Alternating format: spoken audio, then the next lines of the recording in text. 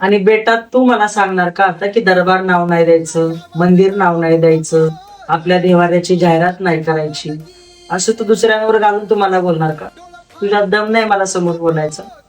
आता Instagram, YouTube अशा अनेक ठिकाणी जाऊन तू स्वतःची जाहिरात करणारा माणूस दुसऱ्यांना अक्कल शिकवतो की जाहिरात नाही करायची म्हणून.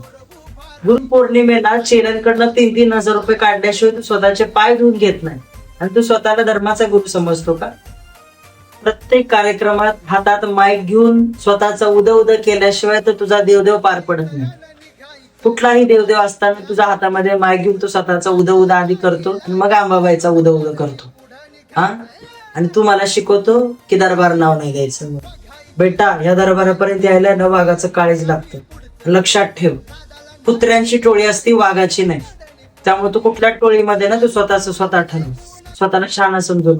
समोर उभा राहायची